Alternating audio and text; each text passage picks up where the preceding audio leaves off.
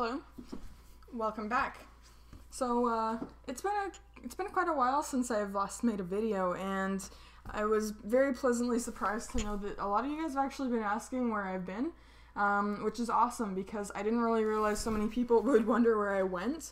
So that was a really nice surprise, and thank you guys. I just want to take an opportunity to say thank you for your interest in my channel and in what I've been doing, you know, so far as music goes.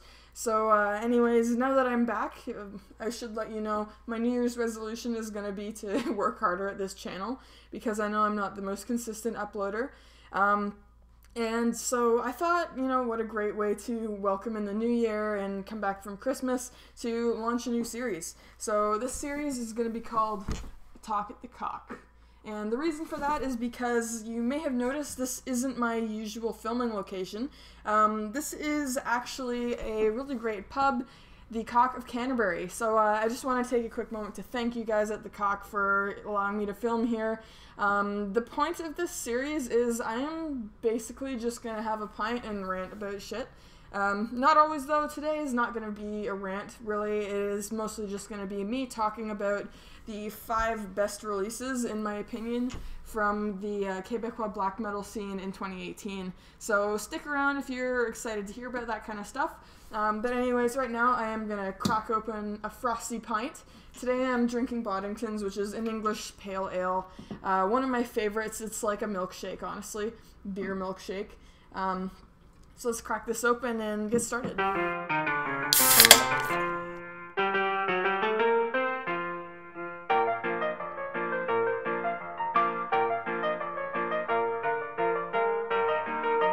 Alright, so let's get started talking about my 5 favorite releases from Quebec this year. Anyways, number 5, I'm going to go from number 5 all the way to number 1. And number 5 I've had a bit of trouble with because I have 2 potential choices that could go here. One of them doesn't quite meet the criteria, aka it's really short, and the other one does, but it's not quite as good as the really short one, so I decided I would just put them both at number 5. I'm gonna go from number 5 to number 1, the way I usually do with new releases for this. So anyways, I don't want to keep you waiting, but my original choice for number 5 that I think might be a little too short for the list is SANCTUAIRE. They had a split with FREUX-FUYANT, and their side of the split is amazing. I don't count the entire split because FREUX is from France, not Quebec. So that side of the split is out of the question to talk about. But SANCTUAIRE's side of the split is just absolutely fantastic and hypnotic and beautiful, and it's got this slow growth to it that you really don't see in a lot of bands. A lot of the time, it takes a lot of maturity to really develop at a slow pace and kind of get people waiting for when you're going to come in at full force, and I think SANCTUAIRE is a band that has mastered that. So their side of the split is really, really hypnotic and beautiful. It's absolutely mesmerizing. It slowly creates this entire landscape of sound before it really even gets into the track. It is absolutely stellar, and the only reason that it isn't higher up is because, like I said, it's only 1 song, so it really shouldn't be here at all. But it is 10 minutes long, so you know that can almost be an EP. But anyways, so their side of the split is amazing, and they do have an album coming out in next year in 2019. And if it's anything like the split, then it better be fucking fantastic. So keep your eye out for that one. This is probably one of my most anticipated albums of 2019. So hopefully next year in QCBM will be spicy. But anyways, that's SANCTUAIRE, and unfortunately I couldn't put this higher up because it was really short, but that was honestly the only noticeable flaw that I found. FREUX actually released an album this year as well, really recently, I think 2 or 3 days ago. Unfortunately I haven't been able to listen to it yet, but you guys should watch for that kind of thing if you're interested. Just thought I'd let you know it was out there. So the other album that I put at number 5, but I'm not really sure if it belongs there, is Keys of ORTHANC with GOLNAUK, which I'm not really sure how to pronounce, because it's probably like Black Speech or some Lord of the Rings shit. And that one is not generally the kind of thing I listen to, because it's kind of like nerd music, symphonic nerd music, which, hey Chandler, how you doing? Rest, bone weary, thirsting for a horn of ale, or a chug of mead. So I don't usually listen to that kind of thing, but this album is really cool because it integrates like medieval symphonic shit with the kind of atmospheric black metal that's more characteristic of the Québécois black metal scene. So that makes it a really interesting listen. I put it on thinking I wasn't going to really listen to a lot of it. I was kind of just skimming albums, and I ended up listening to the entire thing, and I was like, you know what? This is good. This is good. I think I'm going to give it a chance. So, anyways, that is kind of my duel number 5 with SANCTUAIRE's Side of the Split. Which I don't think Keys of ORTHANC measures up to SANCTUAIRE in any real way, aside from just being a lot longer. It's a good album, or it wouldn't be here, but SANCTUAIRE, they're just so far ahead of the game that it's not really fair to compare the two. So don't make the mistake of doing that if you're listening through this. You shouldn't really be comparing SANCTUAIRE and Keys of ORTHANC at all, because they're totally different things. So I just wanted to mention that briefly. But now I'm going to go into number 4, which is FREUX-FUYANT with Gutarkiak, I think is how you pronounce it. Yeah, I don't know how to pronounce that. I know I'm normally pretty good with that, but not this time, so sorry guys. But anyways, that album is definitely one of the more unique things to come out of Quebec in 2018. Sorry, beer break. But anyways, it's really interesting because, I mean, it's not anything like anything else on this list. It really stands on its own. I only discovered it recently, just a couple of days ago, actually. So the fact that I've given it relatively few listens compared to the other stuff on this list, and yet it's here, is a good sign on its own. But it's really cool. I saw a quote on their Bandcamp page. I don't remember the exact quote, and I don't remember who it was that said it. But it was something along the lines of, all of these elements, if it was, they don't seem to make sense. The only reason they make sense is because it's FREUX-FUYANT. And I absolutely agree with that 100%. It's got this really kind of almost cinematic, like atmospheric stuff going on, but at the same time, it also is, it's pretty heavy at some points. Like, it gets into this almost thrashy space, which is definitely not the cold, freezing QCBM sound that a lot of people are used to, but they do something that is very much their own. I admit I don't know whether this is a one-man band or a group of people or what, but anyways, this album is definitely something that you should be listening to if you haven't heard it already. I haven't honestly heard a lot of people talking about this one yet, so hopefully I can help it get out there. It's an album from northeastern Quebec. And at least I think so. So anyways, if you're looking for something that's not your typical QCBM, you're looking to be surprised, then definitely go for this one. Like I said, I haven't heard a lot of people really listening to this yet. So my hope is that I can give it some good publicity so it gets out there and we can start talking about it, because it does deserve to be talked about. And that brings me to my number 3, I believe. Number 3 is something I've talked about on my podcast. I didn't have a lot of time to listen to it before that podcast, so I kind of just briefly glazed over it. But if you've listened, you may be able to guess what it is, and it is CANTIQUE LÉPREUX with PAYSAGES POLAIRES. And that album had come out like right before we did that podcast, right before we recorded it, so I didn't really get a chance to discuss it a lot because I didn't have time to listen to it. But I've had time to listen to it now, and it is so worth it, so worth the wait. I don't know if you guys are a fan of CANTIQUE LÉPREUX already. I know they had a really, really great album, I think in 2016 or 2017, Sans Céleste. But this new album, I've got to say, the last one was a masterpiece, but this one is on par with it, if not better. So it's absolutely incredible, the melodies that they have. It's incredibly dense and hypnotic, and if somebody asked me what Snowfall sounded like, this would be an album that I would direct them to. It's just absolutely beautiful the way a lot of the melodies just melt into these beautiful riffs. But it's not all beauty and fluffy clouds and snow angels and all that. It's got its up and downs, and it's just overall a very well put together album, a very mature album that is really quickly ascending on my end of the year list, which I have not yet finalized. So this one's climbing fast. If you haven't heard this already, then what are you waiting for, man? Like, pause the video and go listen to it now. But anyways, that's CANTIQUE LÉPREUX with PAYSAGES POLAIRES. And so that's it's time for number 4 then, I guess. Number 4 is an album that has been making its rounds in the underground metal community for sure. I know a lot of people have been talking about this year. It's got more than its fair share of publicity, and it is all really well deserved. This is my second favorite thing out of Quebec this year, and that is AKITSA's new album, CREDO. And I gotta say, it's really funny listening to AKITSA when they put out new stuff, because, I mean, I'm very familiar with their discography all the way back to their first release, which was Totale Servitude, and they've just progressed in such an insane way since then, because Totale Servitude is like just completely misanthropic, and it's just got such dangerous energy to it, honestly, it's not something that I can confidently say I would describe as good, even. Totale Servitude, I mean, not CREDO.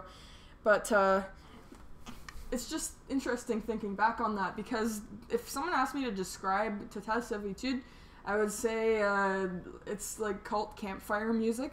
And CREDO and a whole bunch of albums since then have just changed so much that it's totally not anywhere near that. And it's funny thinking that it's the same band that released CREDO. But anyways, so CREDO is just... like I said, it's so far from where they've come. This is probably my favorite thing that AKITSA have ever done, which is a really bold statement, because Goéti is such a monumental album, not just in Quebec or like the Québécois scene, but like in all of black metal, really. So that is a really bold statement that I may regret later, depending on how much I listen to this. I don't think I will, though, because I have a hunch I'm going to be listening to this well into the future. Just that misanthropic, dangerous kind of energy is still there. That attitude for damage, it's still there. They're still hungry. They've still got it. But on top of that too, it's like they figured out how to channel this energy into something a little more productive. Because this album is, honestly, it's got parts that are beautiful, but it also has parts that are absolutely heart-wrenching, and they'll just gut you. So it's a really great listen, and it's definitely a journey. And if you're one of the few people who haven't heard this yet, then you gotta do that. Like I said, just pause the video. I'm not gonna know, so who cares? So just do that for your own good, for your own health. So yeah, check out AKITSA CREDO if you haven't, although odds are you have, and odds are you enjoyed it just as much as I did. So, anyways, that is my number 2 out of Quebec, and odds are, if any of you are familiar with me and the content I make, then you definitely know what my number 1 is, because this would have been my number 1 on my entire end of the year list, and that's Société Glace with their self-titled. I've talked about this album quite a few times, and I gotta say, like, every time I talk about it is no less passionate. When I first, I may have told this story, but when I first put this album on, I listened to it 3 times in a row, just laying on the couch with some candles on. Every time it ended, I would just get up and start it all over again. This album is just so incredible, and if any of you guys haven't checked this out because you thought maybe it's kind of more in line with the trajectory that 2016's North was on, you're dead wrong about that. It's nothing like North at all. North was more of a clean-cut sound, and Société Glace is not at all. Well, not that it isn't clean, because the production is very nice, but it's nothing like North. This album is not really, I can't say that it's like any of the albums that they've done, because it's like all of them in its own way. This album kind of, in my opinion, it tells the story of Sorcier de Glace. There are a lot of parts on this album where I'm listening to this and I'm thinking, like, there is no way that this is the same band that released Snowland all those years ago. And there are also parts on this album where I'm like, fuck yes, this is the band that released Snowland that I've been waiting for. So this album has a lot of different faces to it. It's got a lot of sides. And that makes it a real journey to listen to, and I would not recommend listening to this album in pieces. You gotta get the full experience by just putting it on in the dark and listening to it with some candles like I did. It's pretty great, not gonna lie. Yeah, this album, it's like an encyclopedia of everything Sorcier de Glace has done well, really well throughout their career, but it's also kicks it up a notch as well. It's like, takes what they've done well and just like shoots it into the stratosphere in certain parts. I can't talk enough about this album, and I know you guys are probably sick of me mentioning it all the time, because I do. And I gotta say, this is not my number 1 on my end of the year list exactly. It's number 2, but the only reason it's number 2 is because we experienced a monumental event this year in black metal with the release of Sylvan's Finalia. Which is in a category of its own. So it's no fault of Sorcier de Glace that they aren't number 1, because they absolutely deserve the spot, and they absolutely would have gotten it if it weren't for Sylvan's. But yeah, no, this album is just something else. So you gotta do it. A lot of the time, I don't really agree with self-titling albums. Not that I think it's a bad idea or anything, I just think it doesn't often suit the work. I think it would suit the work more if you gave it a title that described what it was about and, you know, what it feels like to listen to it. But this is a case where I think this is the best possible title that this album could have had. Because, like I said, this is like the history of Sorcier de Glace in, what, like an hour, however long this is? So, yeah, it's brilliant, and I can't say enough about it, and that is why it is the absolute clear-cut, head and shoulders above the rest, number 1 favorite out of Quebec this year in 2018. So anyways, the reason I made this video specifically, because you may have noticed I haven't made an end of the year list video, it's because, well, a lot of you know already that I love Québécois black metal. If you've been listening to the podcast, or if you've been around for a while and you're familiar with my blogging work and stuff like that, you'll know how much I absolutely worship that scene. But I also think it is one of the most underrated scenes. So a lot of the reason why I talk about it isn't just because it's good. Well, it is because it's good, but it's also just because not enough people know that this is a cohesive scene with its own sound and its own style, and it deserves a lot more recognition than it gets, and there's nothing that would make me happier than seeing it get the recognition that it deserves, because this is a world-class scene here that a lot of people are missing out on. So at the end of the year, this is the list that I look forward to the most. It's not the list of, you know, my favorite albums of the year. It's this one. So do me a favor and listen to all the albums on this list. I don't think you'll be disappointed. This has been a pretty great year for Québécois black metal, but the amount of music that's released within the scene, it's not very much. I think there were like 90 albums this year, if that, or not even albums, 90 releases, so that includes singles, that includes EPs, splits, everything. So there's really not that much to check out, but a lot of it is just absolutely incredible. The stuff that's cohesive, the stuff that is within the style that's developing there is just some of the best stuff in the world. So if you don't know anything about this scene, then I'm a little jealous of you, because it means you get to discover it from the beginning again. Cheers, and good luck to you. But yeah, you gotta check this out. You gotta pay attention to this stuff a lot more, because it deserves way more praise than it gets. And one final note that I want to say about this scene in general is usually a lot of people tend to discount splits when they're listening through music for whatever reason, but with QCBM, splits are really important. There are a lot of absolutely legendary splits that have happened within the scene. Like the Legion split is one of the best of all time, in my opinion, one of my favorite splits ever. So don't discount that. That's my one tip for you. And that is also one of the reasons why I still decided to include the SANCTUAIRE and FREUX split, because this is not, you shouldn't be thinking of the splits within this scene as the same as the context of any other scene. It's kind of its own animal here. But anyways, I hope you enjoyed the list, and anyways, I hope you enjoyed this talk at the Cock. So thanks again to the people at the Cock of Canterbury for letting me film this here, and cheers, guys.